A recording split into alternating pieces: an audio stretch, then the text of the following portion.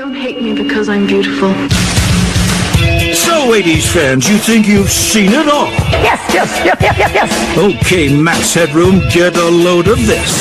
Hit it again. It's hit the B square. It's I Love the 80s 3D.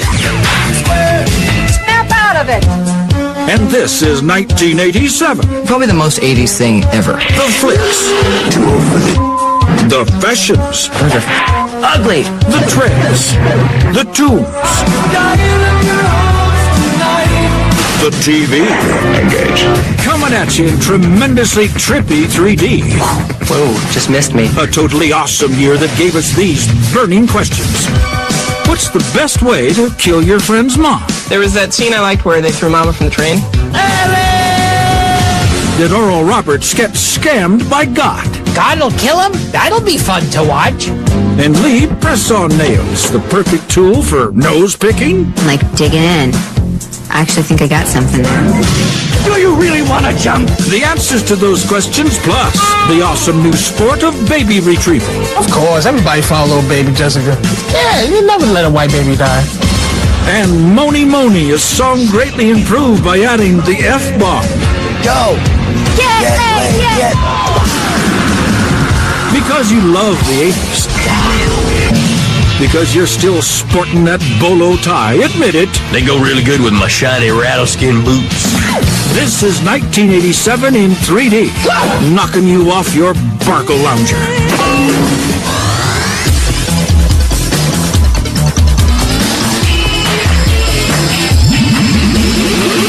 I love the 80s. 3D. I love the 80s. I love the 80s. 3D.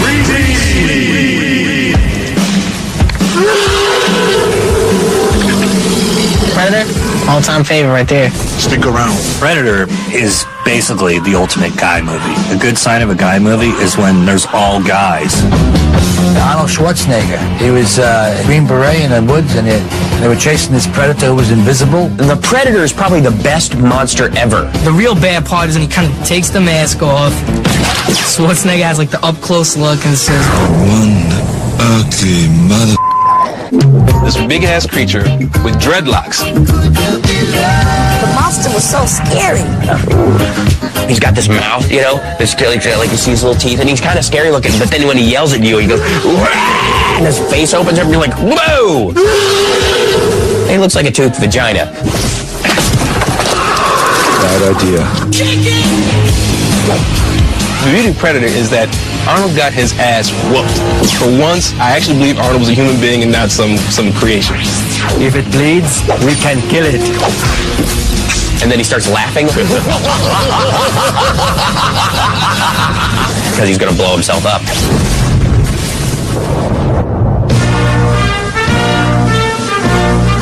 That movie is famous for having produced the most governors. We had Arnold Schwarzenegger and Jesse Ventura in that movie. Payback time. I don't know of any other film that can actually say that. The one thing we can be sure of after watching Predator is that Carl Weathers will one day be elected governor of some state. Even you can be an actor one day and become the next governor.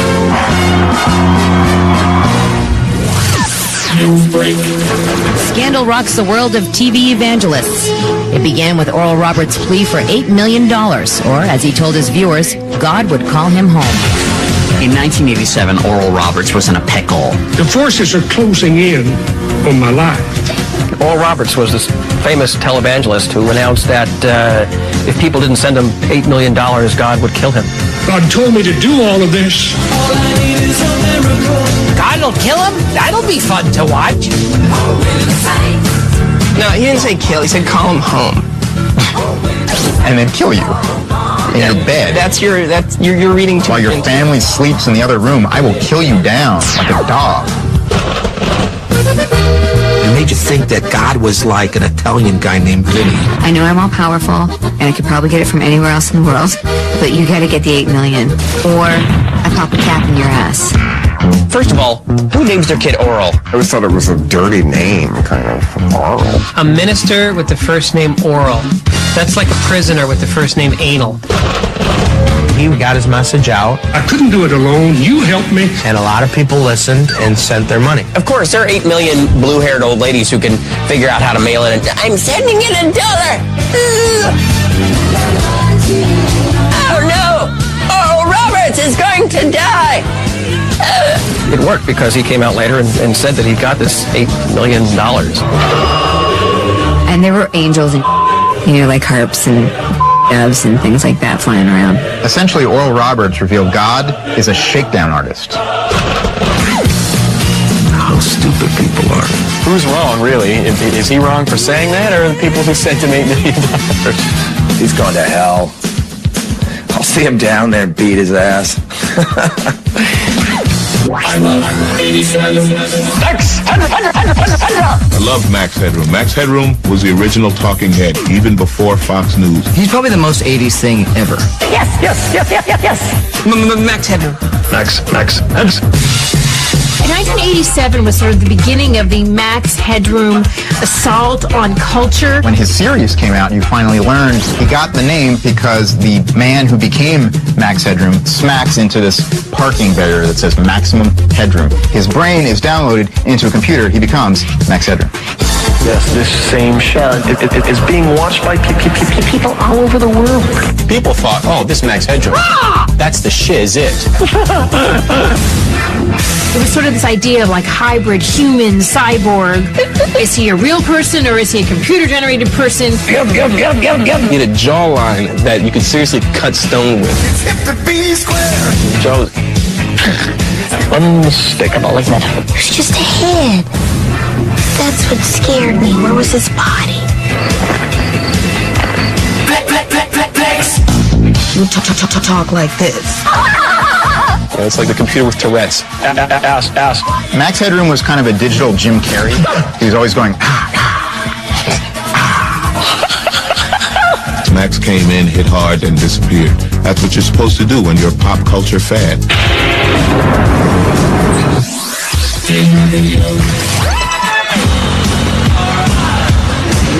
Here she come now, singing Moanin', Moanin', bum, bum, bum.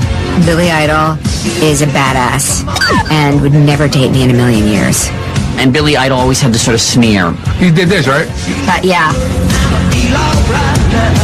Everybody had different versions of the Moni Moni refrain. The one that we had was, here she come now, say Moni Moni. Everyone would go! Get! And then it kind of mutated to even more so. It would be like, go, mother. Get! This day when you hear it, you go to a wedding, there's 45-year-old uncles going, get! I would like to meet the dude who started that. It had to come from some frat house. Was there just one lone guy sitting in the corner who didn't like Billy Idol? And when the song came on, went, go get...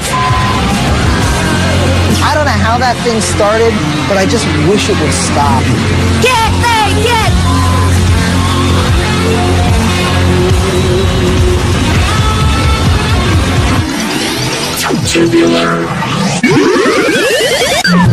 Awesome. Legend of Zelda. Legend of Zelda was addicting. This was the first Nintendo game to be distributed in a gold package. And it was like bling. It all sounds like those Magic the Gathering cards. Were they related? I guess the idea was to rescue the princess. Zelda was the princess. Yeah, you go from place to place and you had to find a boomerang. Had the boomerang. Or a raft. Had the raft. Bomb. Had the bombs. There was a flute you could play, which would whisk you away into a magical world of wonder. Man, you would dream about that song. It was great. I was in a fraternity house in the one room with a Nintendo. I'll never forget, at like 6:30 one morning, I'm asleep in my loft, and all of a sudden I'm awakened by this little tapping noise. I look down, I'm like, what the are you doing? And these guys are getting hammered playing Zelda. Well, I got to level 7. I was there. I could taste it. I was going to get the princess, man. And one of my kids kicked out the plug. I love 87. Coming up, the parents who didn't know their ass from a hole in the ground. You know you got a damn well outside. Watch the baby. Plus, the cutting crew's shameful secret. I Just Died in Your Arms Tonight is a Shakespearean reference to orgasm. And Hawk from Spencer for Hire solidifies his position as the effing man. Avery Brooks was the hardest black man I'd ever seen in my life. Solid. Next on I Love the 80s 3D, 1987. But first, movies that should have been made in 3D. Hey, 3D fans! Weird Al Yankovic here, practically jumping out of the TV and into your living room with the movies that should have been made in 3D for 1987. Roxanne. In 3D, look out! Steve Martin could put your eye out with that nose. 3 Men and a Baby. It should have been 3D Men and a Baby. What could be more fun than watching guys changing diapers in 3D? And of course, Ishtar. Wouldn't that be great? It would still totally suck, but it would totally suck in 3D! Cool! And there you have it, the movies that should have been made in 3D for 1987. Because 2 dimensions just aren't enough! I love the 3D. Paula Abdul here, bringing you the teen idols who filled your daydreams back in 1987. Patrick Dempsey, he can buy my love. Kirk Cameron gave my heart growing pains. And the undercover lover, Johnny Depp. Those are the teen idols of 1987. How can I judge? It's just the way that I love them. That's right. I love the 3D. You love him, Loretta? No. Good. When you love them, they drive you crazy. When the moon hits your eye, a big pizza pie. That's alright. Love Moonstruck. The Moonstruck refers to the giant white moon, and that's when you fall in love, when that giant moon is outside your window. What a great movie. Cher was hilarious. Animals! What an animal! She's supposed to get married to a real mama's boy. I told my mother we were to be married, and she got well right away. And she ends up falling in love with his brother instead. Everybody in it is wonderful. From Olympia Dukakis to Danny Aiello and, of course, Nicolas Cage. I lost my hand! Ronnie was a baker, so he had this wooden hand, and he would wear a glove on it, and he loved opera. And he ended up falling in love with Loretta. I love you, and I love the opera. I just want you to go to the opera with me. All right. Meet me after that. All right. I remember the scene at the opera at Lincoln Center, and she has her hair done and her nails done, and she buys this beautiful dress. Everyone had to go to Lincoln Center after that. That was the spot. I love the scene where he's carrying her to the bedroom. Where are you taking me? To the bed. And she's like, no, stop, put me down. Oh, all right. Yeah, I don't care. Take me to the bed. I don't care about it. Just this once. I'm in love with you. That was my favorite moment in Moonstruck. I just thought that was brilliant, because I, up till then, had wanted to do the same thing to him, so I was thrilled she did. Snap out of it. I can't. Oh, my God. There's a misconception. Moonstruck is not a chick flick. What are you talking about? People say, oh, it's a flick only for Italians. No, it's not. Oh, it's a flick only for Cher lovers. No, it's not. Oh, it's a flick only for people who love Danny Aiello in a supporting role. Well, we all love Danny Aiello. You love him, Loretta? Ma, I love him awful. Oh, God, that's too bad. News break. Jessica! That name has been fresh on everyone's minds for the past week. Jessica McClure became the nation's baby. October 14th, 1987, a little baby named Jessica was walking in Texas and fell in a well. Baby Jessica was 18 months old. Apparently her parents were very thirsty because they sent this child to go get them some water. Baby Jessica fell down the well, and people didn't realize, so they're going up to the well, and they're making their wishes, and they're just peppering her with pennies. And people were like, how come my wish isn't coming true? All I hear is some kids screaming. The sound of her sobbing could be heard coming up through the 8-inch pipe opening that she slipped through. So for 3 days, nothing but media. Of course, everybody followed baby Jessica. Yeah, you never let a white baby die. Wondering would she make it, wondering would she survive, and wondering why the hell does someone still have a well on their property in 1987. How is a baby that small finding her way into a well is the real question. You know you got a damn well outside. Watch the baby.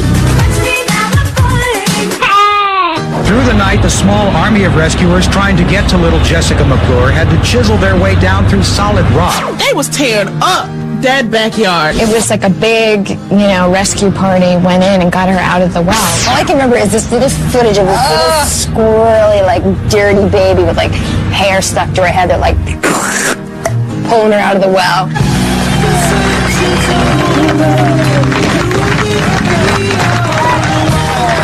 What's really disturbing to me is that when I fell down my parents' well, there was no TV cameras outside waiting for me.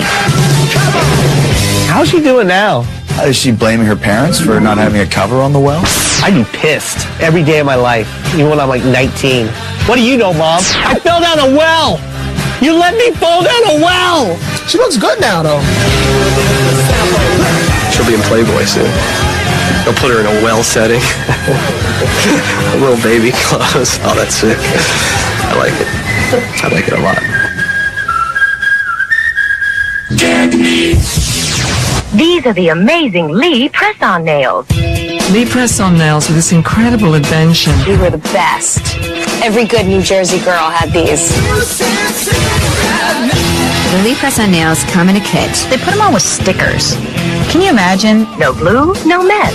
Simply press on Lee Super Stick tab. And then you press this on, hence the name Lee Presson. What possessed anyone to believe that these little sticky tapes could glue a nail on your finger? And a variety of sizes for a quick, easy fit. Me, I have to wear active length because I'm an active kind of girl. Lee Presson nails are really good for smoking. I remember a lot of girls in my school would wear them. They're good for rooting around, digging in. I actually think I got something there. You couldn't do the normal things, they ran their finger through their hair, a nail would be sticking out of their head. Or you're having this crazy night of passionate sex, right? And then all of a sudden, it gets stuck on the guy's back and stays there. He goes home to his wife and she says, "What is that about?" Lee Presson, honey, Lee Presson. Lee Presson nails are really good for working it. You know what I mean? Because it looks ooh, nasty. Use them again and again. Hot, hot, hot. So press on. Coming up, here comes Black Monday. Time to throw your junk bombs in the dumper. It fell how much? It'll come back, right? It should be fine. And how to turn a simple appliance into an explosive device. I tried to put some aluminum, my whole house blew up. Plus, the hole in the ozone allows humans to fry like bacon. It used to take me 20 minutes to get a really rockin' sunburn. Now, it only takes me 10 minutes. Thanks, hole in the ozone layer. Next on I Love the 80s 3D, 1987. But first, Chuck Woolery here with the best on-screen hookup of 1987. Michael Douglas and Glenn Close in Fatal Attraction. The best way to make sure a potential love connection doesn't work out is to be married to someone else when you start out. Fun while it lasted. Looks like boiled bunny is on the menu for this philandering husband and obsessed love-scorned psychopath. There you have it. Michael Douglas and Glenn Close, the best on-screen hookup of 1987. And we'll see you in 2 and 2. I love the 3D. Hello, darling. Elvira here with the biggest boobs of 1987. No, not these boobs. I'm talking about the people of Italy. Now, they voted Cicciolina, a world-famous porn star, into Parliament. Her platform? Ending nuclear power and exposing her left breast. Wow, makes me wonder why I'm not president by now. Here's to you, people of Italy, the biggest boobs of 1987. And I'm an expert. I love the in there with you? Nobody, Mama. I love Throw Mama from the Train. That's a funny-ass 80s movie. Danny DeVito kind of confides in Billy Crystal that his mother's really awful and he really hates her. Get away from me, you horse's ass! Danny DeVito's trying to get Billy Crystal to throw his mama from the train. It's right there in the title, folks. Where are you going? Where are you going? I'm gonna kill the bitch. You want anything? Get me a Chunky. Remember Chunky? Ah. All I can remember is the mother in that movie. Owen! The mama in Throw Mama from the Train is Anne Ramsey, who you might remember from The Goonies. Yeah, she was disgusting. It was like if your angry gym teacher had sex with a Shar-Pei. And that's what Mama was. Get out of my way, you black bastard! What? My favorite scene is when he's trying to talk Billy Crystal into doing it, and she comes in and she goes, Who's this? This is Cousin Patty. He's going to be staying with us for a while. Isn't that nice? She goes, you don't have a Cousin Patty. He goes, you lied to me. You lied to me. Punk. That had me on the floor laughing, yo. Play that clip, VH1.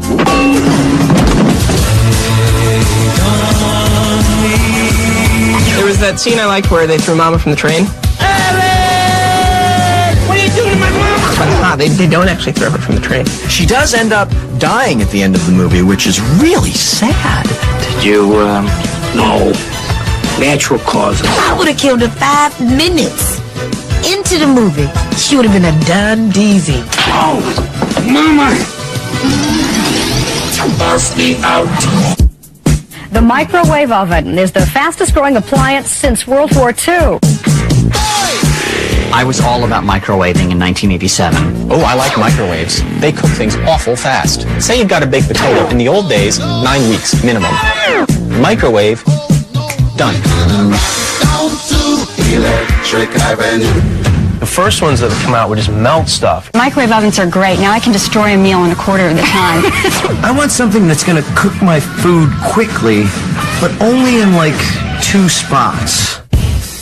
We had a mammoth-sized microwave. They were about the size of your stove. And they made a lot of noise. Hit on or off and turned and dialed. See how much time. And the one I had still worked even if it was open. Oh yeah, we microwaved everything.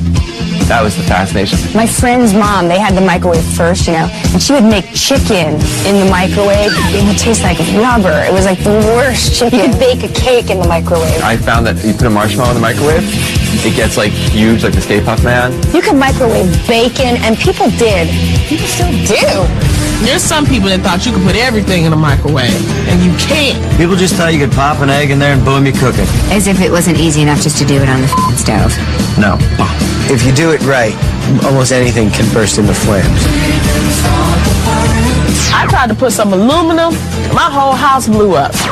There was some concern over the radiation from the microwave, so all of a sudden people were like, it's okay to use microwaves, just don't stand in front of it. And they were always warning you to like keep your testicles away from it. The best part about the microwave is watching things change. Our innocent, uncaring faces right in front of the microwave door. Man, I hope this doesn't f me up years from now.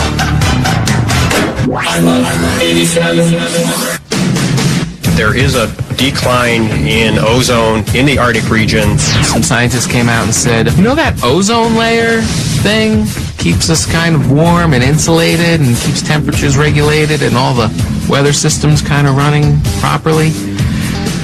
There's a hole in that. When they reported that there was a hole in the ozone layer over Antarctica, everybody thought, who cares? It's difficult to say whether there is a solution. Well, what does the ozone layer do? That layer protects the Earth from the sun's ultraviolet radiation. I'm a little pale. I wouldn't mind a little less ozone. It used to take me 20 minutes to get a really rockin' sunburn. Now, it only takes me 10 minutes. Thanks, hole in the ozone layer. Apparently, natural gases from animals were the cause of it. Cow fart. If more animals were taught that it's rude to fart, we wouldn't have such a problem with the ozone layer. So basically a llama, breaks wind and we're all gonna die. We're animals. I will stop farting for the good of the environment. It could be a natural phenomena, such as a change in the circulation patterns. It could also be due to human activities. My friend Chris believed in that and started lighting his farts on fire. Watch this, I'm gonna blow a bigger hole. The whole craze died down. No one really cares, although it's still depleting. Come on, dude. I'm getting a new Hummer. It's gonna be awesome. It's hot here, isn't it? Oh my God. Oh, I watched the out of Spencer for Hire. The program Spencer for Hire was based on the Robert B. Parker novel series featuring Spencer, a gruff detective who lived in Boston. I remember Robert Urich. He was just big and brawny, and he solved crimes. Boy, didn't do it. Didn't do it. Nah, but old Spencer gonna find out who did, right? Swear. When Spencer was just out of whack, he called on Hawk. And you know how Hawk used to say his name? Spencer. Spencer. He's been discovered. Avery Brooks was the hardest black man I'd ever seen in my life. Solid. Solid as a rock. Just like big and bad, and he was a man of few words. He had a real deep voice and he had a bald head. Didn't have to be bald, chose to be bald. Back then, nobody was doing that. This is before Michael Jordan. Hawk would say 3 words, pull out a gun bigger than your head, and kill you with it. If it wasn't for Hawk, Spencer would have lived 2 episodes. Well, I could use some help. Who told you, babe? I don't think Spencer was the first detective you would have picked. Like, you would have worked your way through Kojak and Beretta and a bunch of other people. Then you would have gotten, well, Spencer's for hire. Who solves mysteries like Spencer for Hire nowadays? Huh? I lost my keys the other day. Guess who I called? Spencer.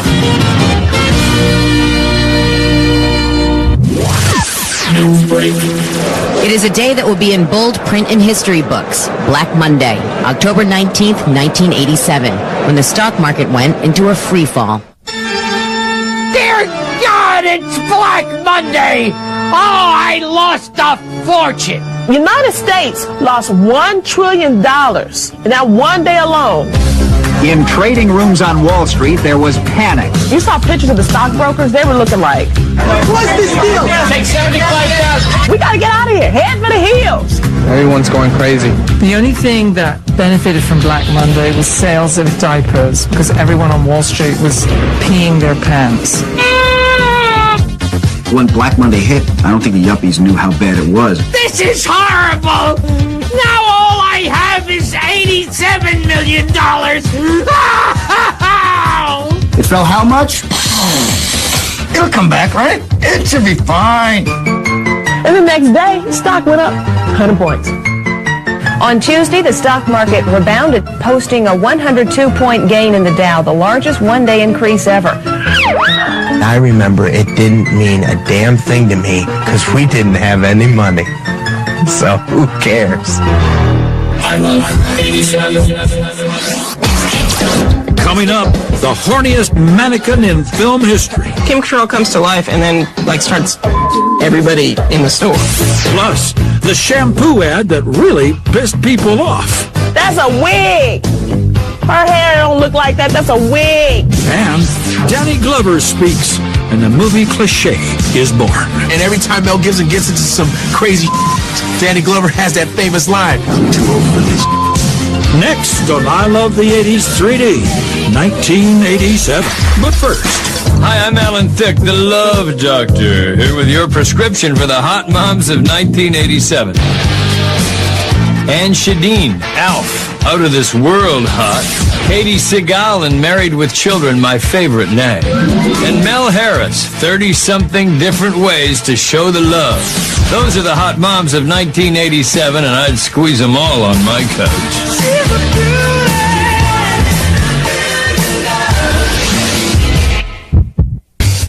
Hi, I'm Emmanuel Lewis. It's time to get your thinking caps on.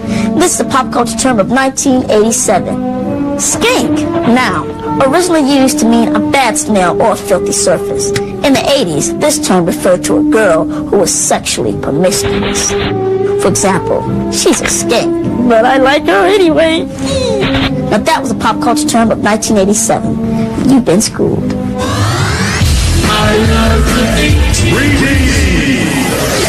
What's the matter? Don't you like your new scarf? Not especially. I loved the movie Mannequin. It was awesome. In Mannequin, Andrew McCarthy is an aspiring artist who creates a mannequin. My name is Emma Hezare, but you can call me Emmy. He falls so in love with it, it actually comes to life as Kim Cattrall. Kim Cattrall comes to life and then, like, starts everybody in the store. That's right. Kim Cattrall's in that movie Mannequin. I forgot about that. I can't actually watch Sex and the City without thinking of Mannequin. Even as a mannequin, Kim Cattrall was still kind of a slut. Andrew McCarthy was in that, right? He was in every movie in the 80s. The mannequin was hot, and the guy was lonely, as we all have been. I can't believe I'm getting to first base with a mannequin. Maybe I can get G.I. Joe and we can double sometime. I loved the man who was the window dresser, and he was really snappy and really fabulous. I think it was played by Arsenio Hall. Meshack Taylor took a hiatus from his role in designing women to play Hollywood. Hollywood Montrose. Doesn't it just sing?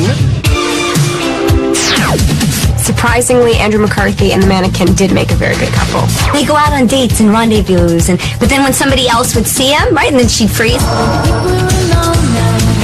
She'd be the mannequin again. The mannequin is one step away from a blow-up doll. Anything? Nothing? That's not even working? Eskimo kisses? It's kind of like a Twilight Zone episode gone really wrong. Or really right.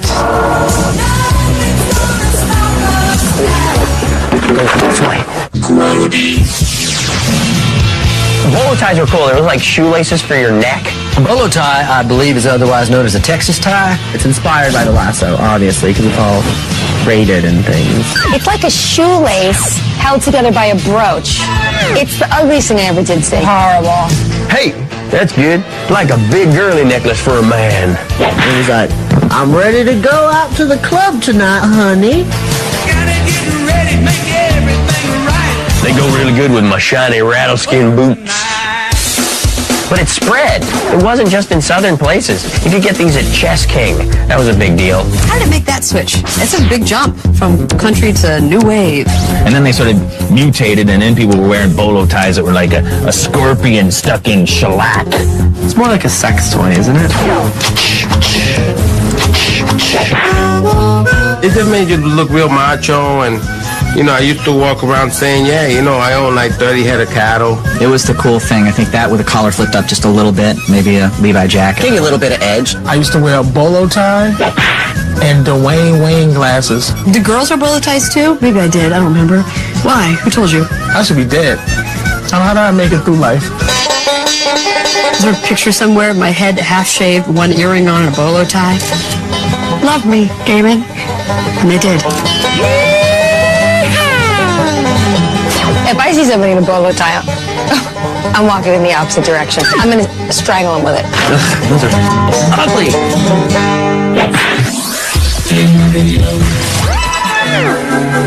The only words that anyone ever knows of that song is the very beginning. I just died in your arms tonight. Great thing about the 80s, everybody can hit that high note. Everybody. So great. I just died in your arms tonight. I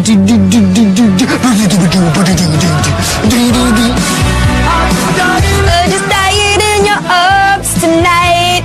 It must have been something you said. It must have been something you said. You must have said something pretty horrible. I mean, I died in your arms because of something you said.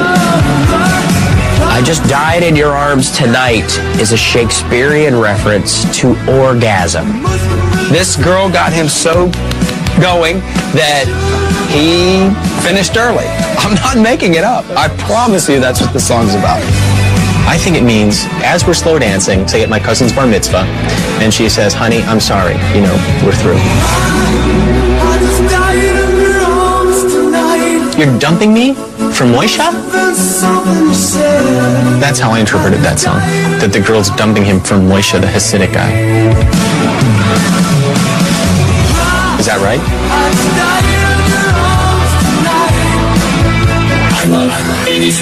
Pantene's Provitamin B5 complex penetrates your hair to give it inner strength. In this whole world of beauty, out came this new product called Pantene, and their logo was, "Don't hate me because I'm beautiful." Don't hate me because I'm beautiful. It got real specific. This is who I am, boo.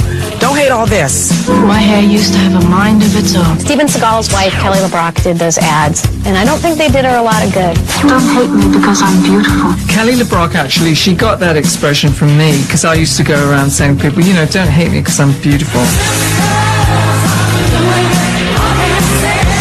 A guy wrote it. Had to. You know, a girl would never really say that.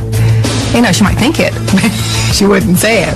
Don't hate me because I'm beautiful. I always say, wait for the compliment. Let it come to you. You don't need anybody wearing a sandwich board that says I'm beautiful. You relax, sister. That's why I use Pantene. That's a wig. Her hair don't look like that. That's a wig.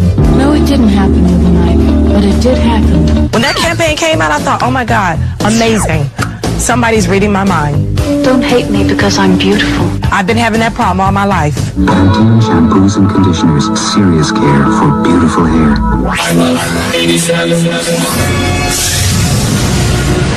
Star Trek The Next Generation, I loved it. We're going to talk TNG? TNG. It's time to drop a little TNG. Engage. The eternal question will always be, Captain Picard or Captain Kirk? I mean, come on now, Captain Kirk, he slept with everybody. He slept green women with 8 eyes on the back of their head. That's a bad dude right there. Kirk had a swagger to him, you know, like, hey, I'm the captain, all right? Picard, though, he was just a little more stern. He was like, I'm not here for looks, I'm not here for hair, I'm not here for women, I'm here to bring these Ambrelons and these Vulcans together. You always wanted to see Picard fencing, even though it was way in the future. It just somehow made sense. Let's see what's out there. Will Wheaton from Stand By Me fame played Wesley Crusher, and he was sort of Patrick Stewart's ward. He was a boy genius. He was like the Doogie Howser of space navigation. Well, Wesley was responsible for saying things like, So you mean I'm drunk? I feel strange, but also good. I feel weird, but also good. How can a chemical substance provide an escape? God, shut up! Diamond? Captain. Whoopi Goldberg ended up being on there as a psychic bartender. I like it. She brought Oprah to outer space. She would dispense advice, you know, when they couldn't figure a way out of the plot, someone would go down and talk with her, and instant, answer to the question. By then, black people wouldn't be that black. We'd have all been mellowed out a little bit lighter. Don't feel bad. I was doing this long before you were born. I liked Worf, the guy with the butt head. We're about to go to war, you know that, right, you guys? What is everyone looking at? My head, all right, big deal, looks like an ass.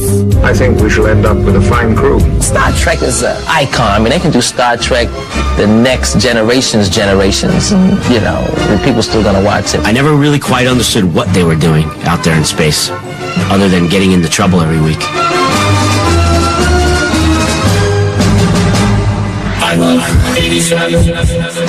Coming up, Mel Gibson goes insane long before the Passion of the Christ. You can go crazy? He can go off at any time. I'm crazy. Hey, you want to see crazy?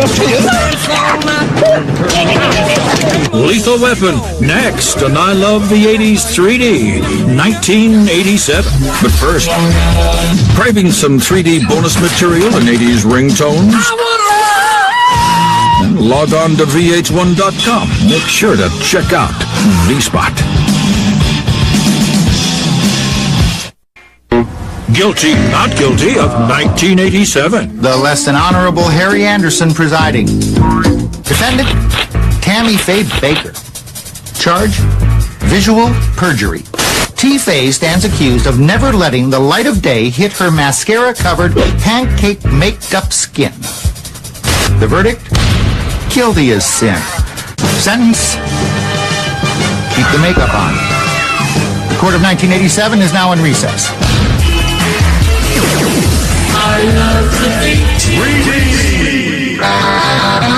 You want to jump? Do you really want to jump? Do you want to go? Lethal Weapon was incredible. Ooh-wee! That was hot. This was definitely not a chick flick. There'll be no learning, and there'll be no hugging. To kill up all the Who. Mel Gibson was out of control. Nutcase. You had Sergeant Murtaugh, who was really by the book and very straight-laced. No guns, no jiu-jitsu, just bring him down. And they had crazy rigs. You can go crazy? He could go off at any time. I'm crazy. Hey, you want to see crazy? Wherever Mel Gibson would go, someone would end up dying. You ever met anybody you didn't kill? He's a nut, and Danny Glover is trying to get him to just chill out because he's trying to retire. Okay, no book. You want to kill yourself? I'm gonna kill myself! I'm gonna kill myself! Why don't you just get it over with? Yeah, under the chin. Yeah, under the chin. Kind of the wacky banter between the two of them, which created a lot of comic tension. Ow! And every time Mel Gibson gets into some crazy Danny Glover has that famous line. I'm too old for this. I'm getting too old for this. Gary Busey was the villain that they were after. Hit him again! Doesn't matter what part he plays, he always looks like the villain to me. He could be like Santa Claus, he always looks like that. May we help you? No, thank you. In 1987, it was original. No one had ever seen anything like this before. You know, straight-laced black dude, kooky Australian guy pretending to be American. It was a good combination. And they made like 15 other lethal weapons. Lethal Weapon 1, Lethal Weapon 10, Lethal Weapon 15. It's like, okay, we get it. I'm getting too old for this.